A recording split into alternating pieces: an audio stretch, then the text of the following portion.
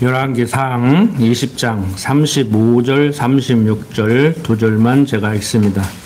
선지자의 무리 중 한 사람이 여호와의 말씀으로 그 동무에게 이르되 너는 나를 치라 하였더니 그 사람이 치기를 싫어하는지라 저가 그 사람에게 이르되 내가 여호와의 말씀을 듣지 아니하였으니 내가 나를 떠나 갈 때 사자가 너를 죽이리라.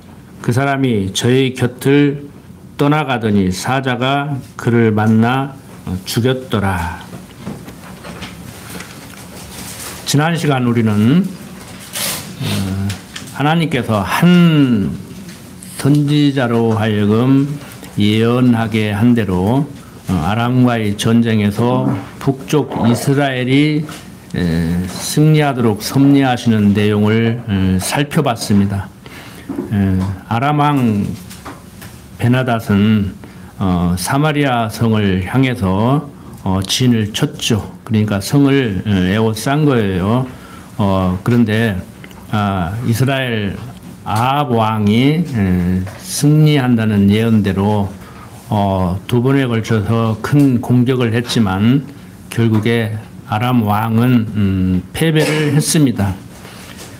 그래서 이제 아람 왕 베나닷은 아합 왕에게 이제 평화 조약을 맺으려고 하는 것이지요. 이제 참 속된 말로 알아서 이제 키는 그러한 모습을 보이고 있는데 그 모습에 그냥 넘어가서 아람을 보호해주는 그러한 조치를 취합니다. 이에 대해서 아합 왕은 저주를 받는 거예요. 그러니까 세상 정치적으로 외교적으로 보면은 지금 현재 이스라엘 나라도 팔레스타인을 적대시한다고 국제 여론이 이스라엘을 정죄하고 있죠. 그래서 그 여론에 밀려가지고 지금 화해 조약을 맺고 트럼프는 자기가 주선해서 뭐 3,000년 전쟁을 끝냈다고 또 노벨 평화상은 자기 거라고 또 큰 소리를 치고 그러는데 이번에는 못 받았지만 다음에 받으려고 또 그러고 있죠 지금. 그런데 세상 정치사로 세상 외교사로 보면은 그때나 지금이나 이걸 정확히 볼 수가 없어요. 하나님의 섭리를 이해를 해야 지금 현재 세상 정치나 외교 문제도 이게 보이는 것이지 뭐 해결을 할 수 있다는 얘기가 아니에요. 일단 보여야 뭐 해결을 하고 말고 오는데 보여도 해결을 못 하거든요. 그런데 보지도 않고 해결을 하려고 하니까 노벨상이나 노벨 평화상이나 한번 타볼 요량으로 그러고 다니니까 이게 뭐가 되냐고 안 되지. 그래서 우리는 뭐 되고 안 되고 어떻게 해야 되고를 떠나서 일단 정확히 사태 파악을 해야 돼. 왜 이런 일이 일어나는가. 그래서 우리가 일상생활 속에서 우리에게 닥치는 일도요. 무슨 일이 닥치면은 어쩔까? 어떻게 해야 될까? 이렇게 접근하지 마시고 왜 이런 일이 일어나는가. 그 다음에 해결이 되고 안 되고는 나중 문제라고요. 그래서 지금 내가 하나님께서 어려움을 줘서 어려움을 당할 때구나 그러면 그냥 어려움 당하는 걸로 끝낼 수도 있는 것이고 이거 지금 경고구나 이렇게 인생을 살지 말라고 경고하시는 징계구나라고 깨달으면 이제 돌이키면 되는 것이고 근데 사태 파악을 못하고 무슨 일이 생기면은 그냥 이렇게 어떻게 할까 이걸 어떻게 해결해야 될까 그러니까 이제 돈 끌어다니고 원망하고 시기하고 질투하고 수단과 방법을 안 가리고 거기서 벗어나려고 몸부림을 치다가 보면은 이제 늪에 빠지는 같이 계속 더 빠져들어가는 이런 현상을 이제 겪게 된단 말이에요. 그래서 여러분들이 어떤 일이 생겼을 때는 당장 그것을 해결하려고 덤비지 마시고 지금 하나님께서 나에게 이런 상황을 통해서 일련의 사건을 통해서 어떻게 말씀하고 계신가 지금 하나님이 말씀하고 계신 거거든요. 그것을 이제 알아들으셔야 된다는 얘기예요. 자, 오늘 상황을 한번 또 살펴봅시다.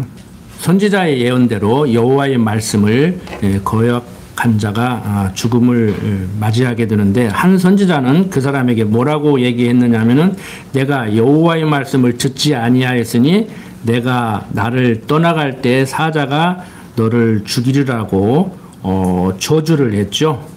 그러니까 예언, 그러면 우리는 앞으로 궁금한데 일이 어떻게 펼쳐질까 하고 세상 어떤 그 점쟁이나 이렇게 무당들이 너 물가에 가면 빠져 죽는다, 안 죽으려면 물가에 가지 마라, 이렇게 얘기하듯이 그렇게 예언을 받아들이는데, 성경의 이 예언은요, 하나님이 어떻게 하실 것을 미리 말씀을 해주시는 거예요. 그러니까 피할 길이 없다고. 네가 이렇게 하면 내가 이렇게 해주고, 네가 저렇게 하면 내가 이렇게 할 거야, 그 얘기가 아니란 말이에요. 근데 그런 것을 잘 모르니까 특히 선지서를 가르칠 때 선지자들이 경고하는 얘기를 듣고 돌이켰어야 되는데 안 돌이켜서 망했다. 오늘을 사는 너희들은 어떻게 살 거냐? 내가 하는 말 들어. 그 하나님이 직접 말씀하시는 것은 이제 들을 수는 없고, 목사가 하나님의 대언자라고 해가지고 목사가 강대상에서 하는 말 그대로 준행을 해라. 그래갖고 내가 얘기하면 아멘으로 화답하고 할렐루야 해라, 이제 이런 식으로 나온단 말이에요. 이게 잘못된 거죠. 그래서 이 예언의 말씀은 장차 하나님이 하실 것을 말씀하시고 그대로 이루어 주신다. 그러니까 언약이죠, 언약. 히브리어로 이제 베리트라고 그래요. 그런데 다 잘 번역하면 예언으로 번역을 하고 언약으로 번역을 해놨는데, 곧잘 그것을 이제 동양적인 사고, 한문으로 쓰면 복복자로 해서 복으로 다 번역을 해놓은 데가 많아요.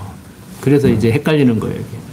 자, 이렇게 한 선지자는 그 사람에게 내가 여호와의 말씀을 듣지 아니하였으니 내가 나를 떠나갈 때 사자가 너를 죽이리라고 이렇게 저주를 했는데, 이게 바로 예언이지요. 그 사람이 선지자의 예언대로, 말씀대로 선지자의 곁을 떠나갈 때 사자가 그를 만나 죽였습니다. 즉, 한 선지자의 예언이 그에게 저주로 임한 것이죠. 이러한 것은 하나님께서 선지자가 예언한 말씀대로 이루어 주셔서 이스라엘의 하나님이 언약대로 이루어 주시는 여호와심을 깨달아 알게 하시려는 계시 섭리예요. 그러니까 좀 어려운 말 많이 나왔죠. 예언, 뭐 계시, 섭리, 뭐 이런 단어가 많이 나오는데, 그때 당시에도 그런 생각을 했겠지만, 지금 우리들의 생각은 하나님의 말씀을 잘 듣고 살아야 되는데, 선지자의 예언을 잘 들어야 되는데, 선지자가 없어요. 그러니까 어떤 사람들은 또 강대상에서 성경을 가르치는 목사를 선지자라고 또 착각을 해요. 자기가 또 선지자라고 예언을 해요. 그래서 신학교를 뭐라고 부르냐면은 선지동산이라고 그렇게 얘기를 해요. 선지자를 양성하는 학교라는 거야. 그리고 목사를 또 하나님의 말씀을 대변해주는 대통령실의 대변인 같이 하나님 말씀에 또 대언자라고, 대변자라고 또 얘기를 해요. 대놓고 노골적으로. 이런데 다 속는단 말이에요, 사람들이. 이렇게 얘기하니까 이제 목사도 싫어하고 성도들도 싫어해. 여러분들 하나님 말씀 잘 듣고 살고 싶죠? 안 들으면 죽으니까. 잘 들어야 돼요. 그러면 이제 뭐 계시를 받든지 뭐 방언을 하다가 통변을 하든지 뭘 한 가지를 해야 되는데, 여러분들은 그런 것도 없잖아. 우리는 그런 것도 않잖아요. 여기서 이제 헷갈리는 거예요. 하나님 말씀 들으려고 하지 마십시오. 어느 날 환청이 들린다, 환상이 보인다. 지금 없어졌나? 이제 개정병원 가야 돼. 치료받아야 돼. 이미 말씀하셨어요. 핵심적인 거, 영어로 키포인트라고 그러죠. 말씀 안 들으면 죽어. 무슨 말씀? 내가 여호와다. 예수는 그리스도다. 예수를 그리스도로 믿어라. 그러면 너 죽는다. 육신적인 죽음은 택자나 불택자나 예수 믿는 사람이나 안 믿는 사람이나 다 죽게 돼 있다. 그렇지만 한 번 죽는 거, 그것으로 끝나는 것이 아니고, 사람들이 한 번 죽지 두 번 죽냐 그런데 성경은 두 번 죽는다고 그래요. 모든 사람이 죽는 그 한 번의 죽음은 육신적인 죽음이고, 그 외에는 또 다른 심판이 있다고 얘기하는, 거기서 살아남으려면은 하나님 말씀 순종해야 되죠. 하나님의 여호와 되심을, 예수가 그리스도심을 믿는 믿음으로 말미암아서 산단 말이에요. 그래서 로마서 기자가 바울이 믿음으로 말미암은 의인은 산다. 그 얘기를 한 거란 말이에요. 그러니까 예수 그리스도를 믿는 믿음으로 말미암은 의인. 그러니까 의인은 예수 믿는 사람밖에 없어요, 사실. 근데 세상 사람들은 의인이 많이 있다고 생각을 해요. 그래서 막 의인이라고 축겨 올리고, 특히 미국 같은 데서 그런 걸 잘하잖아요. 뭐 지하철에서 사람을 구했다. 살신성인 내 몸을 던져서 사람을 구했다. 그 사람은 의인이다. 그래갖고 상 주고 그러잖아요. 그건 세상에서 말하는 국어사전적인 의인이지 성경에서 말하는 의인은 아니란 말이에요. 의인은 하나도 없다. 오직 누구? 예수 그리스도 한 분밖에 없어요. 그의 의로 말미암아서 산단 말이에요. 그러니까 어떤 국문학자는 목사 설교면 문법적으로 따지고 덤벼들고, 어떤 사회학자는 자기들의 사고방식으로 따지고 들고, 어떤 철학자는 또 성경보다 또 동양 철학이 우월하다고 막 자기는 동양 철학, 서양 철학 다 했는데 논어가 성경보다 낫다고 해가지고 또 떠들고 다니고 그러는데, 아니에요. 성경의 언어도 이해를 못하면서 무슨 자기가 글을 읽어. 단어를 뭐 아리아 글을 읽든지 말든지 하지. 똑같이 읽어도 읽는 게 아니잖아요. 자, 우리의 살 길은 바로 하나님은 여호와다, 예수는 그리스도라는 이 언약의 말씀을 믿는 길밖에 없지요. 그것을 모형과 그림자로 보여주려고 이스라엘 역사를 통해서 이런 섭리를 해 나가시는 거란 말이에요. 자, 이제 왜 죽었는가는 직접적으로 이제 뒤에서 좀 설명이 됩니다. 37절부터 43절 보십시다. 저가 또 다른 사람을 만나 가르되 너는 나를 치라 하매 그 사람이 저를 치되 상하도록 친지라. 선지자가 가서 수건으로 그 눈을 가리워 변형하고 길가에서 왕을 기다리다가 왕이 지나갈 때 소리질러 왕을 불러 가르되 종이 전장 가운데 나갔더니 한 사람이 돌이켜 어떤 사람을 끌고 내게로 와서 말하기를 이 사람을 지키라. 만일 저를 잃어버리면 내 생명으로 저의 생명을 대신하거나 그렇지 아니하면 내가 은 1달란트를 내어야 하리라 하였거늘 종이 이리저리 일 볼 동안에 저가 없어졌나이다. 이스라엘 왕이 저에게 이르되 내가 스스로 결정하였으니 그대로 당하여야 하리라. 저가 급히 그 눈에 가리운 수건을 벗으니 이스라엘 왕이 저는 선지자 중 한 사람인 줄 알아본지라. 저가 왕께 고하되 여호와의 말씀이 내가 멸하기로 작정한 사람을 내 손으로 놓았은즉 내 목숨은 저의 목숨을 대신하고 내 백성은 저의 백성을 대신하리라 하셨나이다.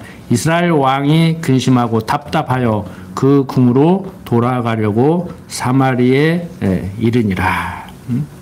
자,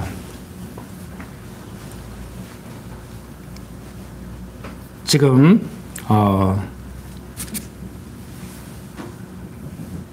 저가 또 다른 사람을 만나 가르되 너는 나를 치라 하매 그 사람이 저를 치되 상하도록 쳤는데 선지자가 가서 수건으로 그 눈을 가리워 변형하고, 그러니까 변장을 하는 거예요. 이제 몰라보게 그렇게 하는 것이지요.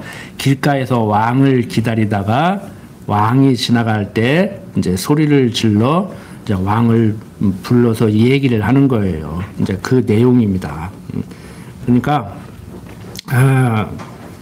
종이 전장 가운데 나갔더니 한 사람이 들게 어떤 사람을 끌고 내게로 와서 말하기를 이 사람을 지키라.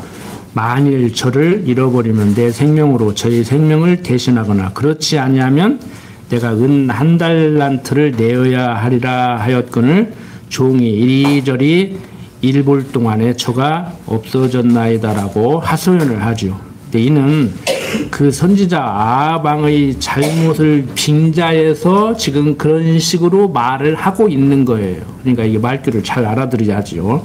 그래서 이에 이스라엘 왕 아합이 그 선지자에게 내가 스스로 결정하였으니 그대로 당하여야 하리라고 대답을 해 주었죠. 그러자 그 선지자가 급히 그 눈에 가려운 수건을 벗었어요.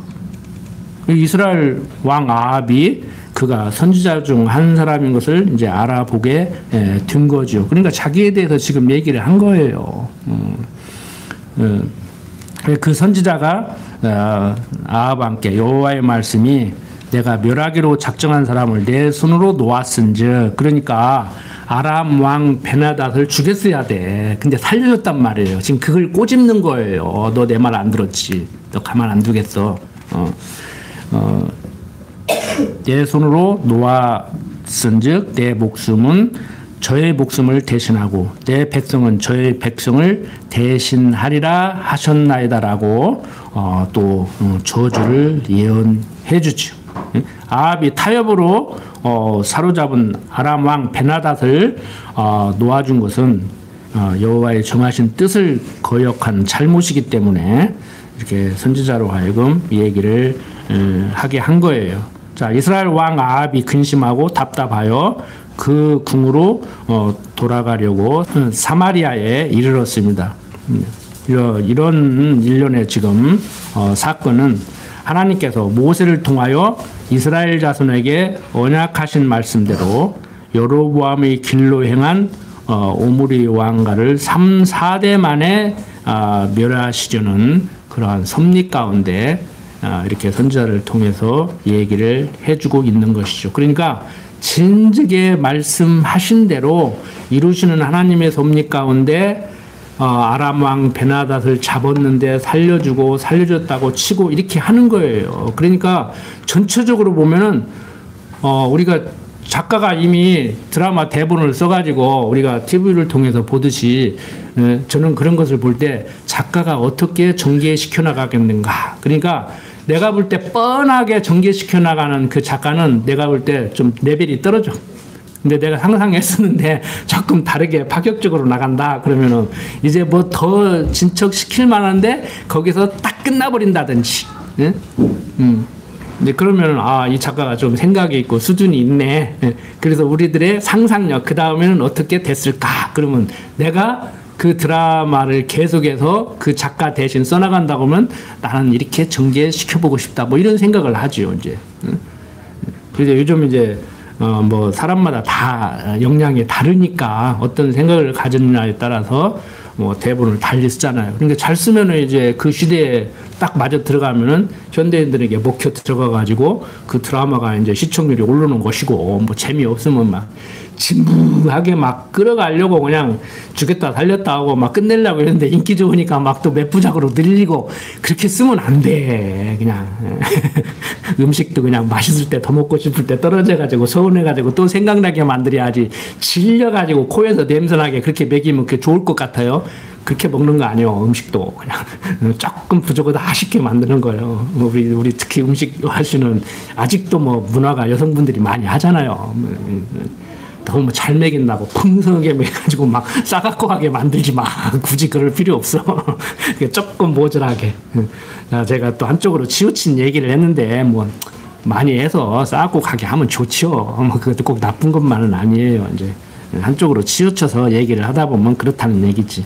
자, 어쨌든 간에 하나님의 말씀 순종하지 않으면 죽여요. 근데 그 하나님의 말씀의 순종이라는 것을 다른 식으로 확장시키지 말고 성경이 말하는 것은 오직 하나란 말이에요. 구약 성경은 내가 그리스도 보내겠다는 언약의 말씀이고 신약 성경은 예수를 그리스도로 보냈다는 성취의 말씀이란 말이에요. 그래서 하나님이 언약하고 언약대로 이루심으로 내가 여호와다라는 것을 보여주니까 하나님 믿고 살아야 되잖아요. 그래서 예수 믿어야 된다는 얘기가 나온단 말이에요.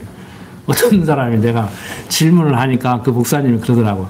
하나님 믿어야 돼요. 예수를 믿어야 돼요. 그랬더니 구약시대는 하나님을 믿고 신약시대는 예수를 믿어야 된대요. 거기까지밖에 모르는 거요. 내가 질문을 할 때는 눈치를 채야지. 왜 그런 질문을 하는가. 아니에요. 신구약 시대도 굳이 얘기하자면은 시간 순서대로 얘기하자면은 구약 시대에도 하나님을 여호와로 믿고 장차 오실 메시아를 기다리고 있는 것이고 신약 시대는 하나님을 믿는데 오신 메시아를 이제 받아들여야 되는 것이죠. 근데 엄격히 얘기해서 하나님의 섭리를 보면은요. 구약 시대도 예수 믿는 거예요. 뭐 오실 예수를 믿었다고 그러는데 이미 그리스도 안에서 우리는 택함 받았잖아요. 그러니까 오실 메시아를 믿는 게 아니에요. 구약 시대도 엄격히 얘기해서 우리는 시간과 공간에 영향을 받기 때문에 그렇게 표현을 해요. 그러니까 옛날에 여러분들 성도대학에서 구약은 오실 메시아를 믿었고 신약은 오신 메시아를 믿는 거예요. 그 레벨이 떨어지는 거예요. 그거 해놓고 성도대학 다 공부했다고 하지 마. 아벨이 양 잡아서 제사 드린 게 뭔데? 그 재물에 대해서 대답했다고 그러잖아. 그 재물에 대해서. 그러니까 우리가 시간 순서로 볼 때 장차 골고다 언덕에서 유월절 어린 양으로 잡혀 죽임을 당할 것에 대한 것을 바라보고 양 잡아서 제사 드렸다고 그러는데 이미 그게 모형과 그림자로 보여준 것이지만 이미 아벨은 예수 믿고 있는 거예요. 그리스도의 속지가 아니면 안 된다. 우리가 살 수 있는 것은 내가 지금 양 잡아서 제사를 드리듯이 그분으로 인해서 우리가 살게 되는 것이다. 이걸 알고 있는 거예요. 그래서 우리가 이 성경신학적인 언약, 성취, 섭리의 이 논리를 공부해 나갈 때 하나님의 섭리는 시간과 공간과 형상을 초월해서 존재하시고 섭리하시는 영원하신 하나님이다라는 말을 할 때 이게 조금 공부를 많이 하신 분들은 조금 가다듬어야 돼요. 그런데 모르는 사람들한테 영원하신 하나님을 얘기하면 그거 알아듣습니까? 신학 박사들도 못 알아들어요. 이미 350년대에 아우구스티누스가 얘기를 했다니까. 안 한 게 아니라니까. 성경신학이 하늘에서 뚝 떨어진 게 아니에요. 에? 시간과 영혼이라는 책을 썼다고 그 양반이. 책이 있다고, 현재 남아있다고. 한글로 번역된 책도 있어요. 저도 가지고 있어요. 시간과 영혼. 시간이 도대체 뭐냐.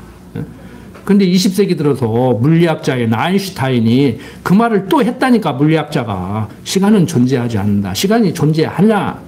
존재하지 않느냐?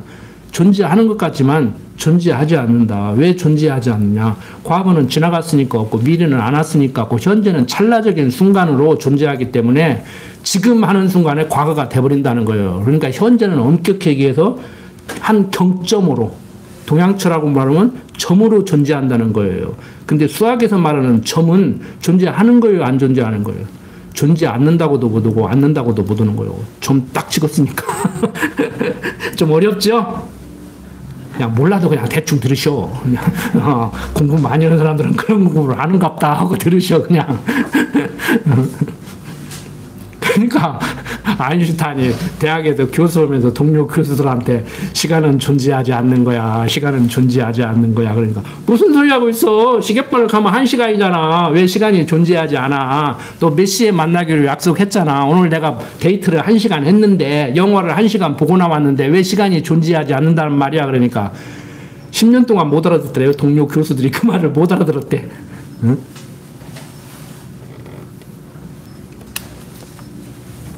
여러분들,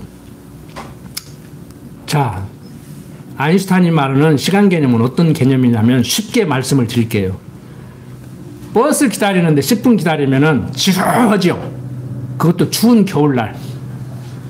그래서 조금 보호하려고 요즘은 박스 만들어가지고 여름에는 에어컨 틀어주고 먹고 살만하니까 겨울에는 히터 틀어주고 그러잖아요. 그 지루한 것을 조금 달래주기 위해서, 고통을 조금 덜어주기 위해서.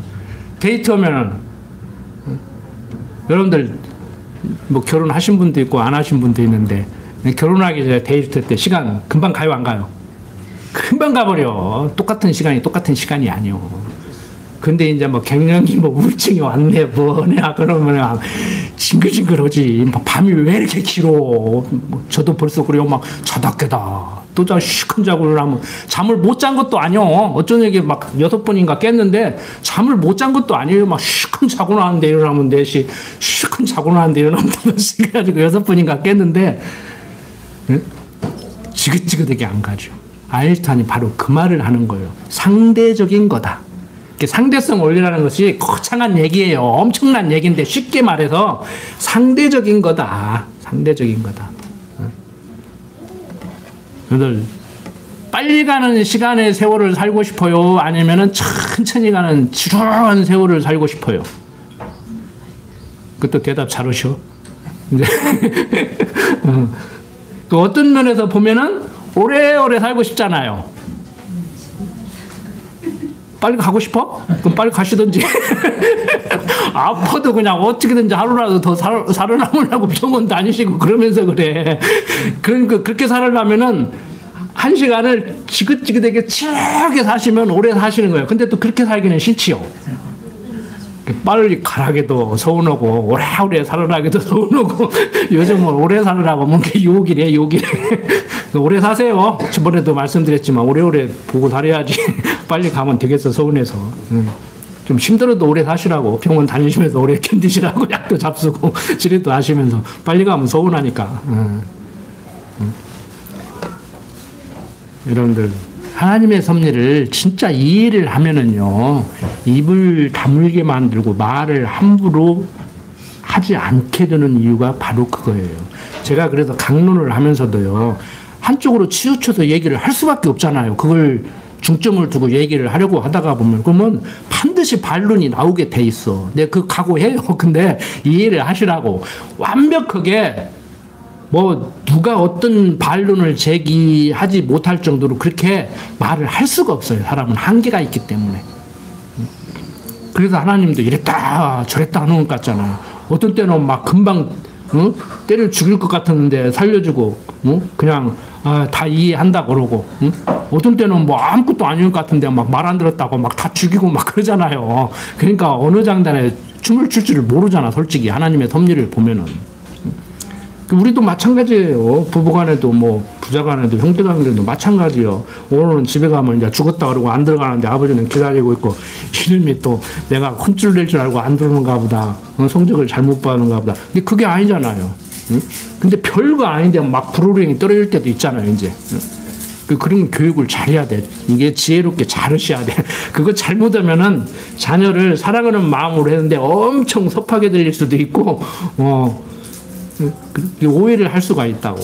그래도 부모 자식 간에도 막 오해가 걸려서 어떤 사람들은 막 결혼하고 한 20년, 30년 안 보고 사는 사람도 있더라고. 그렇게 살면 안 되죠. 아무리 부모가 섭하게 하고 그때 속상하게 했어도 보고 살아야지. 자, 하나님의 섭리를 이해하지 못하면은 지금 아합 왕이 당하듯이 이렇게 당할 수가 있어요. 근데 우리는 직접적으로 구원의 관계잖아요. 다른 거 다 그만두고 천국을 가느냐 못 가느냐의 문제잖아요. 좀 유치하게 얘기하면은. 그래서 하나님의 말씀에 순종해야 된다는 거예요. 그런데 보세요. 이 악한 사람들은 항상 악하게 노는데 21장 1절부터 10절 보면은 그 후에 이 일이 있으니라. 정신을 차려야 될 거 아니에요. 이스라엘 사람 나봇이 이스라엘에 포도원이 있어 사마리아 왕 아합의 궁에서 가깝더니 아합이 나봇에게 일러 가로되 내 포도원이 내 궁 곁에 가까이 있으니 내게 주어 나물밭을 삶게 하라. 내가 그 대신에 그보다 더 아름다운 포도원을 내게 줄 것이요 만일 합의하면 그 값을 돈으로 내게 주리라.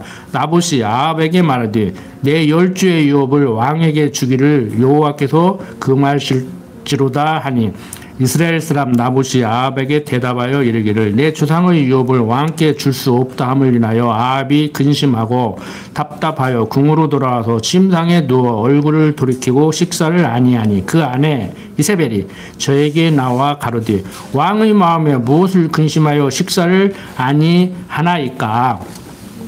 왕이 이르되 내가 이스라엘 사람 나봇에게 말하여 이르기를 내 포도원을 내게 주되 돈으로 바꾸거나 만일 내가 좋아하면 내가 그 대신에 포도원을 내게 주리라 한즉 저가 대답하기를 내가 내 포도원을 내게 주지 않겠노라 함을 인함이로다. 그 아내 이세벨이 저에게 이르되 왕이 이제 이스라엘 나라를 다스리시나이까? 일어나 식사를 하시고 마음을 즐겁게 하소서. 내가 이스라엘 사람 나봇의 포도원을 왕께 드리리이다 하고 아합의 이름으로 편지들을 쓰고 그 인을 쳐서 그 성에서 나봇과 함께 사는 장로와 귀인들에게 보내니 그 편지 사연에 이르기를 금식을 선포하고 나봇을 백성 가운데 높이 앉힌 후에 비류 두 사람을 그 앞에 마주 앉히고 저에게 대하여 증거하기를 내가 하나님과 왕을 저주하였다 하게 하고 곧 저를 끌고 나가서 돌로 쳐 죽이라 하였더라. 지금 상황이 어떤 상황이냐면은 좀 말이 긴데 1절부터 10절까지를 간략하게 요약해서 말씀을 드릴게요.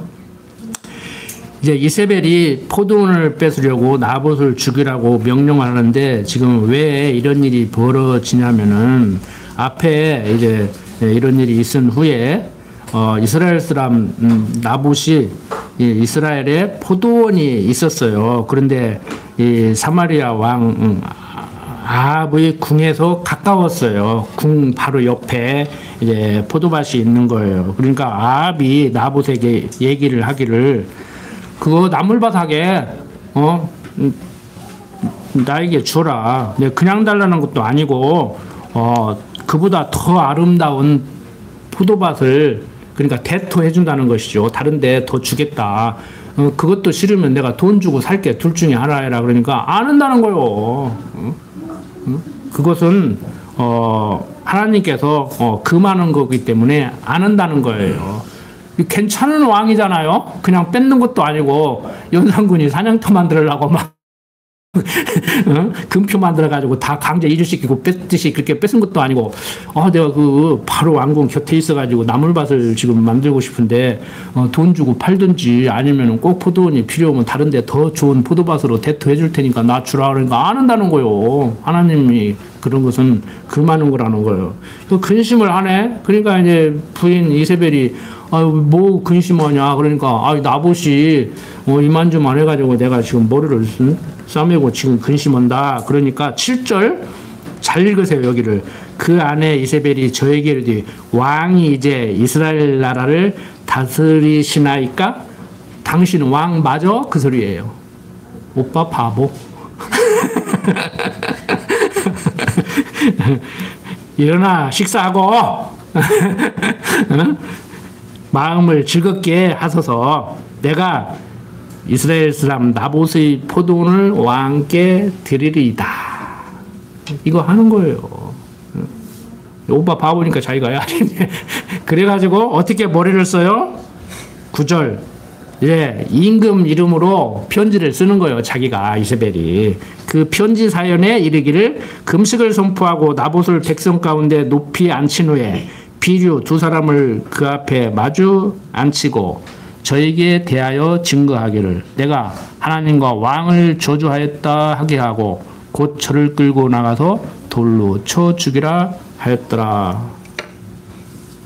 나봇 죽여요. 나봇은 왜 거절을 했어요?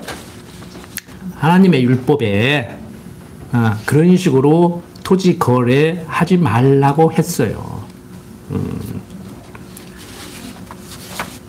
자, 율법에 의하면은 이스라엘 백성은 하나님께서 분배하여 주신 기업의 땅은 영원히 팔지 못하도록 했어요. 혹시 형편이 너무 어려운 자가 기업의 땅을 유지할 수 없어서 타인에게 팔았을 경우에도 스스로나 아니면 그 가까운 친족이 반드시 대가를 지불하고 다시 찾아와 줘야 돼요. 만일 찾지 못할 경우에는 희년 50년이 되면 되돌려줘야 돼. 가난해서 팔아먹었어도 저당 잡히고 돈을 꼬왔어도 하나님이 분배해준 땅은 자기 거예요. 주인이 종에게 너 이거 경작하고 살아 했는데 그게 내 거지. 그러니까 내 것이 아니오. 하나님이 나에게 관리하게 맡겨준 거란 말이에요. 우리 인생도 마찬가지입니다. 너는 그렇게 인생을 살아. 그래서 소명의식이에요. 그래서 독일 사람들은요, 영어권에서는 직업 그러면 짭 그래요. 그리고 work, 일한다. 짭, 직업을 가지고 일을 한다. 일을 하기 위해서 직업을 간다. 짭이라고 영어로 그렇게 번역을 하는데 독일 사람들은요, 짭이 있고 짭은 돈벌이 수단이야. 콜링이라고 그래요. 그래서 예술가, 특히 예술가나 목사나 뭐 이런 사람들, 의사들 이런 사람들은 콜링했다고 그래요. 하나님이 콜링했다고 그래요. 또 돈 벌어먹고 밥 벌어먹고 굶어 죽지 않기 위해서 그 일을 하는 것이 아니고 굶어 죽어도 밥벌이가 안 돼도 사람들이 멸시천대를 해도 내가 하라는 것 하고 살아. 그래서 독일 사람들은 콜링게즘을 가했다고. 독일 사람들이 참 재밌는 사람들이에요. 역사도 우리나라는 역사 그러면 영어로 히스토리 그러는데 그 사람들은 히스토리하고 게시트하고 둘로 나누어요. 역사를. 그게 독일 사람들이 역사라고 할 때는 찰들이야 돼. 어설프게 공부해가지고 독일어 한국식으로 알아들으면 안 돼요. 둘 중에 하나가 무슨 단어를 쓰는가를 잘 알아들어야 돼요. 그러니까 일을 할 때도 당신은 직업이 뭡니까 할 때 마이 조 하든지 뭐 이렇게 콜링 하든지 그렇게 대답을 한다고. 바로 지금 나봇이 그 얘기를 하는 거예요. 그러니까 하나님의 율법은 준행을 해야 되죠. 그런데 율법 지켜서 구원받는 게 아니잖아요. 그래서 바울은 뭐라고 그랬어요? 율법은 그리스도에게로 인도하는 몽학선생이다. 내 건 내 거요. 그래서 예수님도 하는 얘기가 그게예요. 모든 사람을 구원하기 위해서 만인 구원론 내가 온 게 아니다. 아버지께서 나에게 준 자를 내가 구원하기 위해서 십자가에 죽는 것이지 너는 아니여 이 독사이 새끼들아 누가 너희들 보고 내 앞에 나오라서 가 도끼가 이미 나무 뿌리에 놓여 있어 그러는 거란 말이에요. 그래서 바울은 뭐라고 그래요? 시온에 거치는 돌을 두느니 믿는 자에게는 구원의 반석이지만 불택자에게는 거치는 돌이라고 얘기를 하는 거예요. 그러니까 예수가 그리스도로 와서 십자가에 죽으심으로 모든 사람을 죄를 대신해서 죽었기 때문에 믿으면 구원 얻고 믿지 않으면 구원 안 얻는 게 아니고 그건 알미니안주의, 칼빈주의는 예수가 그리스도로 와서 십자가에 죽으심으로 불택자는 못 믿고 죽게 만들었고 택자는 믿고 구원 얻게 만들었어요. 그러니까 십자가 사건이 만인 구원의 사건이 아니고 가름을 딱 하는 거예요. 예수 그리스도의 십자가 죽으심으로 말미암아서 불택자는 버림을 받게 되고 택자는 구원을 받게 되는 거란 말이에요. 그게 다른 거예요. 신학 공부 하셔야 돼요. 신학 공부가 별거예요? 성경 공부지? 신학 공부 별거 아니에요. 그런데 신학교 가면 성경을 안 가르쳐주고 입학할 때 성경 시험 보고 그것도 뭐 야곱의 12 아들이 뭐냐 뭐 이런 거나 물어봐. 그거 알아서 뭐 하게.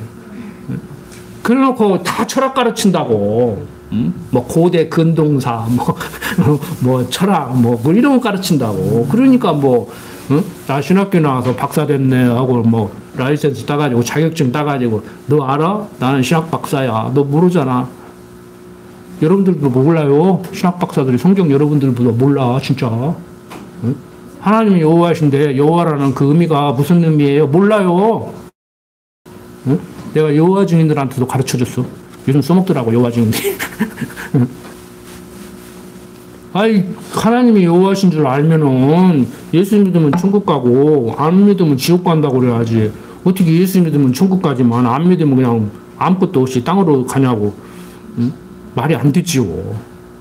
여러분들 율법은 그리스도에게로 인도하는 몽학 선생이기 때문에 결국에 예수 믿어야 된다는 얘기를 이렇게 하고 있는 거예요. 성경은 결국에. 그러니까 단순히 아합은 이세벨은 나봇의 포도밭이 욕심나가지고 나봇을 죽이는 일까지 벌어지지만 이 상황을 보니까 이세벨이 편지를 써서 나봇을 죽이는데 상황이 어디하고 비슷해요? 골고다 언덕 상황하고 비슷하잖아요. 양쪽에 두 죄인이 있는데 그 사람들은 죄가 있어서 십자가에 달렸지만 예수 보고 너 구세주 맞아? 너 하나 구원 못 오면서 뭐 누구를 구원한다고 그래? 내려와봐. 그러니까 옆에 있는 강도는 야 우리는 우리 죄가 있어서 이렇게 죽어서 할 말이 없지만 너는 입 다물어라. 저 양반은 뭔 죄가 있냐. 그러니까 이쪽 강도는 구원받고 이쪽 강도는 구원 못 받잖아요. 안 돼요. 하나님께서 나눠준 땅을 자기들의 욕심에 의해서 이렇게 하다가도 나봇이 조곤조곤 이렇게 경우 있게 말을 하면 아 그렇지 하고 얼른 돌이켜야지. 근데 망을 놓으면 돌이키지 않는다니까. 제가 그랬잖아요. 망할 사람은 망할 짓을 해서 망하는데 도시락 싸들고 다니면서 말을 흘려도 못 망린다고 그랬잖아요. 그 고집을 어떻게 당해. 누가 말려 그것을.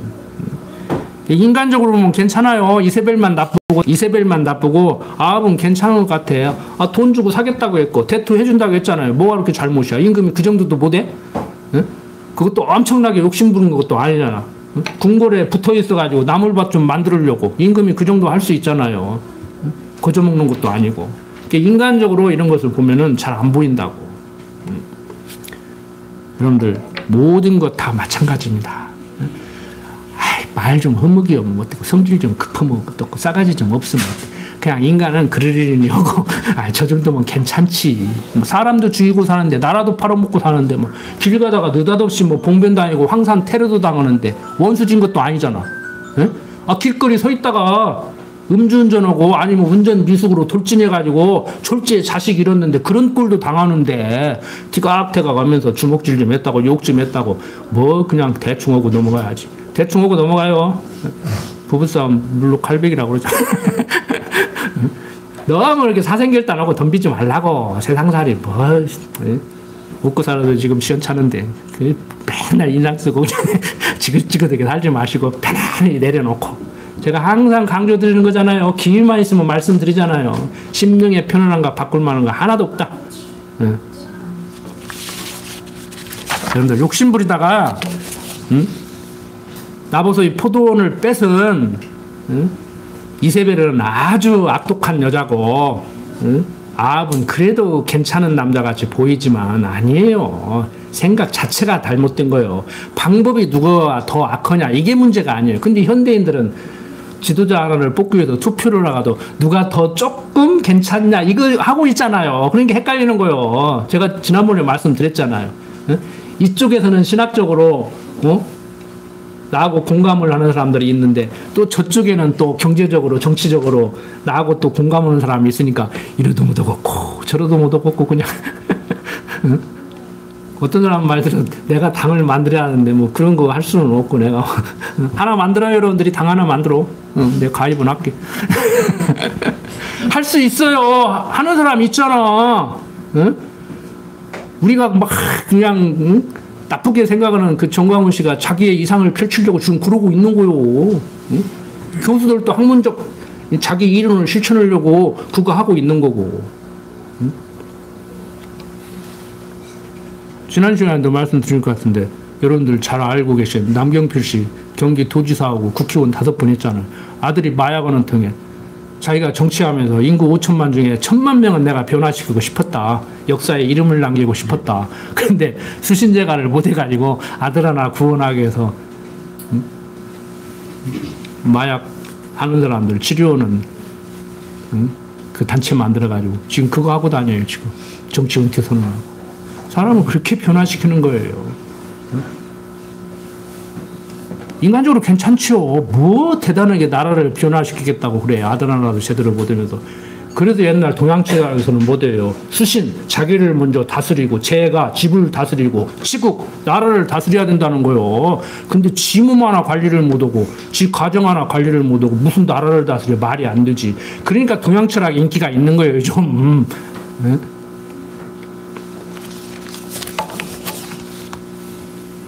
좀 헷갈려요? 또 잡다한 얘기 해가지고? 안 돼. 그것도 안 돼.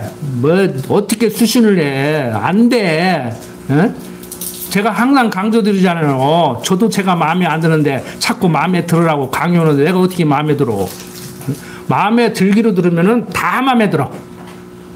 집사람 서운할지 몰라도 어떤 사람하고 결혼을 하기도 할 수 있어. 막 결혼만 해줘도 막 평생 일 않고 먹게 살게 해준다는 여자들 있었어. 근데 나는 그런 사람 보기 싫더라고. 막 가난한 집 여자 데려다가 호강시켜주고 싶더라고. 생각 다른 거예요. 그건 지 생각이지. 내가 그걸 좋아할 줄 어떻게 알아. 응? 나 여린 여자예요. 나 평생 보호해주세요. 그러면 내가 더 좋아할 남자인데 착각해도 한참 착각하지. 내 마음을 몰라. 내 마음을 알고 프로포즈를 하든지 말든지. 그냥 그렇게 사는 거예요.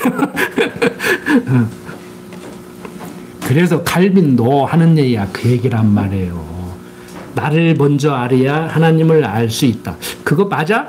아니지. 하나님을 먼저 알아야 나를 알 수 있는 거야. 그럼 뭔데? 그러니까 말을 안 했어. 와보러 얘기 좀 하고 싶어. 그런데 우리는 정답은 있어요. 하나님이 나를 찾아와서 당신을 알게 하시고 나로 하여금 당신을 알게 하는 지식으로 말미암아서 나를 돌아보게 하시고 세상을 바라보게 하신단 말을. 그래서 우리는 성경신학적인 성경관, 인간관, 신관 이렇게 나가잖아요. 성경 알아야 되고, 하나님이 어떠한 분인지 알아야 되고, 나를 알아야 되고, 그래야 세상을 알고, 태극기 들고 다니든지, 성적기 들고 다니든지, 그 짓들을 하고 있어. 어제 날마다 난리야, 지금 서울 시내에. 응? 자, 임금의 유약함을 비아냥거리면서 앞장서서 나봇을 죽이는 이 악독한 이세벨. 응? 그러니까 역사적으로 보면은 일반 역사에서도요, 이 이세벨이라는 여자는 아주 악독한 여자의 대명사로 사용을 해요. 이세벨이라는 여자. 그리고 그 바알신을 데려왔잖아요. 솔로몬 시대에 솔로몬도 이방 여인들과 정략 결혼을 해서 솔로몬 성전을 우상으로 가득 채웠지만 그 후대에 나라가 나누어졌는데도 또 이 바알신을 들여와서 아주 대명사예요, 대명사. 이세벨, 바알 이런 단어는 아주 악독한 하나님을 멀리하는 사람과 그 어떤 종교에 대한 대명사라고요. 자, 11절부터 16절 보면은 이제 나봇이 죽은 후에 아합이 포도원을 취하려고 내려가서 이제 포도원을 취하게 되죠. 그냥 안 읽고 지금 지나가겠습니다. 그리고 17절부터 이제 26절 보면은 엘리야가 아합 왕 및 이세벨의 죄를 책망하면서 저주를 하게 됩니다. 한번 빨리 제가 읽겠습니다. 여호와의 말씀이 디셉 사람 엘리야에게 임하여 가라사대 너는 일어나 내려가서 사마리아에 거하는 이스라엘 왕 아합을 만나라. 저가 나봇의 포도원을 취하러 그리로 내려간다니 너는 저에게 말하여 이르기를 여호와의 말씀이 내가 죽이고 또 빼앗았느냐 하셨다 하고 또 저에게 이르기를 여호와의 말씀이 개들이 나봇의 피를 핥은 곳에서 개들이 내 피 곧 내 몸의 피도 핥으리라 하셨다 하라. 아합이 엘리야에게 이르되 나의 대적이여 내가 나를 찾았느냐 대답하되 내가 찾았노라. 내가 스스로 팔려 여호와 보시기에 악을 행하였으므로 여호와의 말씀이 내가 재앙을 내게 내려 너를 쓸어버리되 내게 속한 남자는 이스라엘 가운데 매인자나 노인자를 다 멸할 것이요 또 내 집으로 느바스의 아들 여로보암의 집처럼 되게 하고 아히야의 아들 바하사의 집처럼 되게 하리니 이는 내가 나의 노를 격동하고 이스라엘로 범죄케 한 까닭이니라 하셨고 이세벨에게 대하여도 여호와께서 말씀하여 가라사대 개들이 이스라엘 성 곁에서 이세벨을 먹을지라. 아합에게 속한 자로서 성읍에서 죽은 자는 개들이 먹고 들에서 죽은 자는 공중의 새가 먹으리라 하셨느니라 하니 예로부터 아합과 같이 스스로 팔려 여호와 보시기에 악을 행한 자가 없음은 저가 그 아내 이세벨에게 충동되었음이라. 저가 여호와께서 이스라엘 자손 앞에서 쫓아내신 아모리 사람의 모든 행한 것 같이 우상에게 복종하여 심히 가증하게 행하였더라라고 얘기를 하고 있습니다. 자, 마지막 27절부터 29절 보고 마칩니다. 아합 왕의 겸비로 인하여 저주를 아들 시대로 옮겨주는 내용입니다. 아합이 이 모든 말씀을 들을 때 그 옷을 찢고 굵은 배로 몸을 동이고 금식하고 굵은 배에 누우며 행보도 천천히 한지라. 여호와의 말씀이 디셉 사람 엘리야에게 임하여 가라사대 아합이 내 앞에서 겸비함을 내가 보느냐. 저가 내 앞에서 겸비함을 인하여 내가 재앙을 저희 시대에 내리지 아니하고 그 아들의 시대에야 그 집에 재앙을 내리리라 하셨더라. 이거 어떻게 해석할 거예요, 이거? 여러분들, 아합이 이제 좀 쉽게 말해서 회개를 하는 거예요. 그러니까, 엘리야, 야, 봤지? 돌이킨다. 내가 확 죽이려고 했더니 다음 때 아들을 손보겠다는 거예요. 아들이 뭔 죄가 있어? 여러분들이 부모라면, 여러분들이 아합이라면 어떻게 해요? 여러분들이 죄 받고 아들한테 안 물려줄 거예요? 아니면 안 받고 물려줄 거예요? 이것도 대답 잘해야 돼? 대답 잘할 필요 없어, 그냥. 아이, 부모라는 사람이 내리사랑이라는데, 내리사랑이라는 것이 하나님의 아가페 사랑, 절대적인 사랑에 대한 모형과 그림자예요. 그래서 부모가 자식을 사랑하는 만큼 자식은 죽었다 깨나도 부모 사랑 못해. 그걸 알아야 돼. 근데 그걸 나중에 이제 부모님한테 이제 효도 좀 해보려고 하니까 없지요? 그 동양에서는 이제는 뭔가 깨닫고 효도 올라고 했더니 여보야, 아버지는 계시지 않고, 이제 이웃집 할머니만 잘하는 거예요, 이제. 이거 동양 철학이냐, 서양 철학이냐, 성경이냐, 아니냐를 떠나서 이거 안 돼요. 그래서 신학자들이 이걸 난감해해요. 해석을, 이거 어떻게 해야 돼? 이거 어떻게 설명해야 돼? 뭘 어떻게 설명해? 어떻게 설명하기는. 하나님이 그냥 약속한 대로 이렇게 설명을 하고 한 3, 4대 간다고 했으니까 그냥 이렇게 해도 되는가? 하나님한테 가서 따져요. 아들이 원망스럽지. 아버지가 잘못해가지고 내가 날벼락 맞게 생겼는데. 아들은 잘하고 못하고를 떠나서 날벼락 맞아야 돼. 약속했잖아요. 응? 우리 한국 사람들은 그놈의 정 때문에 뭐 어쩐다고 그러는데, 아들이 나중에 아무리 원망을 하고 내가 뭐 잘못했습니까 하고 정말 안 망하려고 몸부림을 쳐도요, 안 망할 수도 없을 뿐더러 망할 짓을 또 하게 돼 있어. 하나님이 한번 약속한 것은 그대로 이루어 나가시는 분이란 말이에요. 언약하고 언약대로 이루시는 분이기 때문에. 그래서 이런 부분을, 야, 이거 어떻게 해야 되는가? 아버지가 잘못하면, 부모가 잘못하면 자식대로 내려가야 되는가? 이렇게 대부분 얘기를 했거든요. 근데 여기 보니까 돌이켰는데 아무리 잘못했어도 기독교적인 사고로 볼 때는 회개를 했으니까 용서를 해야 하잖아요. 구원의 조건을 회개라고 생각하는데. 신학계에서 구원의 조건을 회개라고 생각한다니까? 회개가 구원의 조건은 아니에요. 조건이라고 하면 하나님의 선택이에요. 회개는 선택한 백성이기 때문에 부모의 사랑을 깨닫고 효도하듯이, 효도할 마음이 생기듯이 때가 되면 돌이키는 거예요. 그러니까 앞뒤 딱 잘라보려고. 회개가 구원의 조건은 아니에요. 회개를 해야 구원시킨다? 과정적으로는 맞아요. 그런데 구원시킬 사람이니까 회개하게 만든다니까. 누가 회개하냐? 하나님의 택한 백성이, 하나님의 자녀가. 그래서 복음도 하나님의 자녀에게, 택한 백성에게 전하는 것이지 하나님의 자녀가 아닌 불택자에게 전하는 것이 아니라고 하는 얘기예요. 조금 어렵죠? 조금 어려워요, 이거.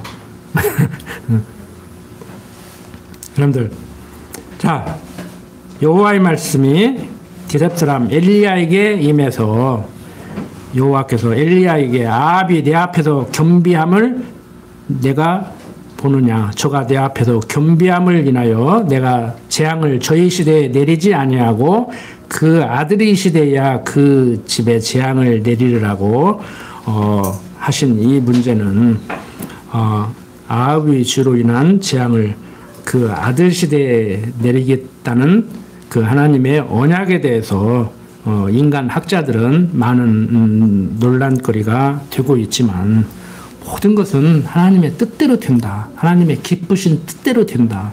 때로는 그분의 그 깊은 뜻을 우리가 헤아릴 수가 없잖아요. 하나님의 그 깊이와 높이와 넓이가 얼마나 큰지 측량할 수가 없는 거예요, 우리는. 근데 인간의 그 아둔한 머리로 이해하려고 하고 하나님하고 척 따지고 덤벼들고, 왜 누구는 줬는데 나는 안 주냐, 이만큼 했으면 줘야지 해도 너무한다, 이런 식의 사고를 한단 말이에요, 사람들이. 저도 과거에 그랬고 지금도 순간순간 그럴 때가 있어요. 하나님 꼭 이렇게만 하셔야 되겠습니까? 꼭 이렇게 하시지 않으면 안 되겠습니까? 이런 생각을 할 때가 있다니까. 육신이 있기 때문에, 육신이 고달플 때는요. 근데 빨리 돌이켜야지요. 그건 인간의, 육신을 가진 인간의 소망이고, 하나님에 대한 추정이고. 뭐 옛날에는 그것까지도 하지 말라고 그랬는데 조금 나이가 먹고 보니까 또 신학적인 깊이가 깊어지다가 보니까, 그 정도 투정은 뭐 하셔도 뭐 애교로 봐주시겠죠. 뭐 이렇게 이제 제가 좀 부드러졌다 소리를 듣는데, 그러죠. 우리가 뭐 영원한 나라, 하나님 나라에 갈 때까지 신학적으로 지금 성화 단계에 있는데, 영화 단계에 갈 때까지는 완벽하게 하나님을 알 수도 없을 뿐더러 하나님을 찬양할 수도 없는데, 애기 투정 부린다고 뭐 하면 돼요. 나이에 맞게. 그러면 아이고 이제 해봐야 네가 뭐 12살인데 이제 초등학교 졸업하고 중학교 1학년 짜는데 애기잖아 아직도. 저는 컸다고 그래. 엄마 나 이제 소년이야. 그래. 소년은 무슨 소년. 상아도 그 소리 어때 이제. 어린이집 안 다니고 유치원 다닌다고 나 유치원생이야 그래. 막 어린이집 얘기하면 할아버지 나 유치원생이야 그래. 컸다 이거지. 네. 여러분들 섰다는 순간에 넘어질까 조심하라고 했습니다. 우리 부모님들부터 하나님 앞에서 겸손하고 우리 자녀들 그렇게 겸손하게 키십시오. 기도드립니다. 아버지 하나님, 세상 살아갈 때 육신이 연약하기 때문에 곧잘 하나님 앞에서 목이 꼿꼿해질 때가 있습니다. 때로는 하나님께 대항하고 싶을 때도 있습니다. 그때마다 말씀 생각나게 하셔서 부족한 하나님의 자녀답게, 아직은 미숙하고 어린 하나님의 자녀답게 살아갈 수 있도록 하나님 강한 팔로 붙들고 인도하여 주시옵소서. 부족한 중 예수님 이름으로 기도드립니다.